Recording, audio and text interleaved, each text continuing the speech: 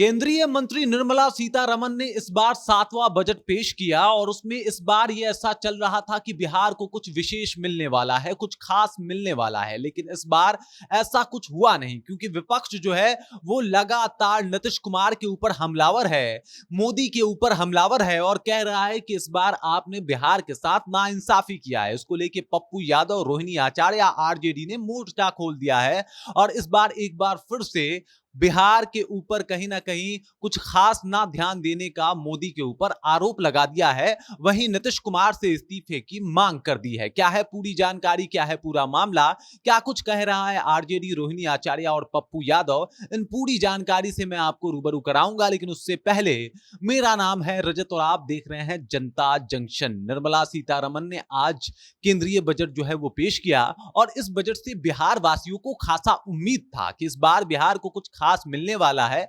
और जब से विशेष राज्य के दर्जे को ठुकराया गया था केंद्र सरकार की तरफ से, तब से ये कयास लगाए जा रहे थे कि जब आम बजट पेश होगा तो कुछ विशेष पैकेज जो है वो बिहार को मिलेगा।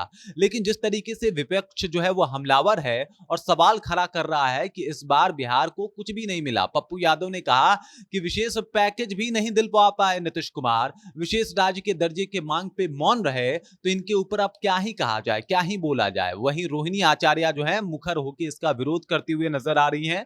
सबसे पहले उन्होंने राजीव प्रताप रूढ़ी के तरफ इशारा करते हुए कहा कि क्या इस बजट में, जो भी अभी बजट पारित हुआ है, उसमें मरहौड़ा चीनी मिल की बात की गई है क्या? क्या इस बजट में बिहार में और छपरा में, खासकर सारण में, एशिया का सबसे बड़ा हवाई अड्डा खुलने वाला है क्या? इस तरीके का आरोप लगाया और साथ ही साथ राजीव प्रताप रूढ़ी से उन्होंने चुटकी भी ले लिया। और वो यहीं पे नहीं रुकी, उन्होंने दूसरा पोस्ट डाल दिया सोशल मीडिया पे, जहां उन्होंने कहा कि बिहार की उपेक्षा हुई है। बिहार जिस सोच के साथ इस बार सोच रहा था कि उसे विशेष पैकेज मिलेंगे, ऐसा कुछ भी नहीं हुआ। हालांकि ये बात हुआ कि इस बार रोड के लिए बहुत सारे फंड मिल रहे हैं, बहुत सारे फंड को आवंटित किया जाएगा केंद्र सरकार की तरफ से, लेकिन रोड बनवा रहे हैं, लेकिन बेरोजगारी के ऊपर मौन है, महिलाओं के ऊपर मौन है और साथ ही साथ बिहार की बदहाली के ऊपर भी मौन है। उन्होंने कहा कि गैस सिलेंडर महंगा है और मोबाइल के दाम सस्ते किए जा रहे हैं, इससे बिहार के जनमानस को क्या सुविधा मिल जाएगी। वहीं आरजेडी भी इसके ऊपर हमलावर है। एक 36 सेकंड का वीडियो डालता है आरजेडी अपने सोशल मीडिया पेज पे और वहां पे बताया जाता है कि इस बार बिहार को ठन-ठन गोपाल मिल रहा है, कुछ भी नहीं मिला हुआ है और इस बजट में सिर्फ बिहार को गुमराह करने की कोशिश की गई है। बिहार को कुछ ज्यादा मिला नहीं है और ये जो बजट है वो अमीरों को और एक बार फिर से अमीर बनाएगा और गरीब ज्यों के त्यों रह जाएंगे। और साथ ही साथ बिहार को अब कुछ ज्यादा नहीं मिलने वाला। नीतीश कुमार इसमें बहुत ज्यादा फेल हो चुके हैं। वहीं पप्पू यादव की अगर बात करें तो पप्पू यादव ने भी सीधे सीधे नीतीश कुमार के ऊपर हमला बोला